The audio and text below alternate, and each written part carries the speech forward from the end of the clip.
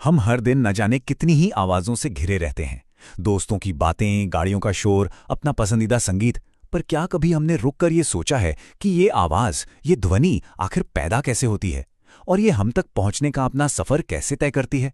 तो चलिए आज इसी रोमांचक सफ़र पर निकलते हैं। तो शुरुआत करते हैं सबसे बुनियादी सवाल से। असल में ये ध्वनि, ये साउंड है क्या? देखिए, ये एक तरह की ऊर्जा है जिसे हमारे कान महसूस करते हैं। लेकिन ये ऊर्जा बनती कैसे है? इसका जवाब ना एक बहुत ही सिंपल सी प्रक्रिया में छिपा है। हमारी इस यात्रा का पहला पड़ाव है ध्वनि का जन्म।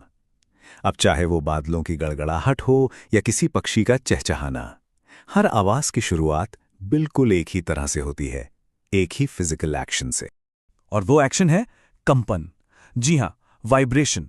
जब कोई भी चीज बहुत तेजी से आगे पीछे हिलती है तो हम उसे कंपन कहते हैं।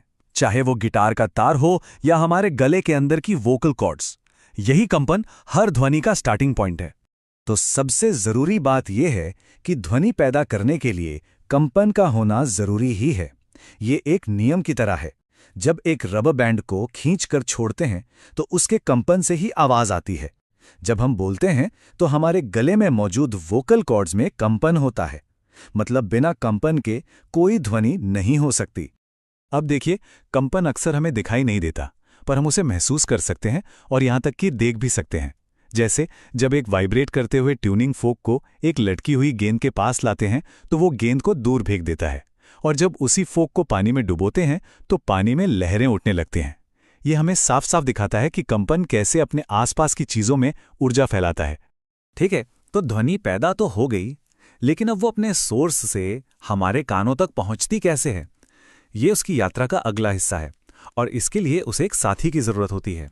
ध्वनि को सफर करने के लिए एक माध्यम, एक मीडियम चाहिए। ये मीडियम हवा जैसी गैस, पानी जैसा लिक्विड या स्टील जैसी कोई ठोस चीज हो सकती है। सबसे जरूरी बात यह है कि ध्वनि वैक्यूम में, यानी जहां कोई कण नहीं है, वहां सफर नहीं कर सकती। इसीलिए तो कहते हैं कि स्पेस में कोई हमारी चीख नहीं सुन सकता।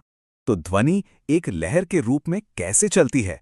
जब कोई चीज वाइब्रेट करती है तो वो अपने आगे के हवा के कणों को धक्का देकर एक दूसरे के करीब ला देती है, जिससे एक हाई प्रेशर एरिया बनता है। इसे हम कहते हैं संपीड़न या कंप्रेशन। फिर जब वो चीज पीछे हटती है तो वहां एक लो प्रेशर एरिया बन जाता है, जिसे कहते हैं विरलन या रेरेफैक्शन।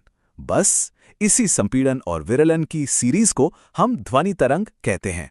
यहाँ एक आम गलतफहमी को दूर करना बहुत जरूरी है। ध्वनि के साथ मीडियम के कण सोर्स से कान तक का पूरा सफर तय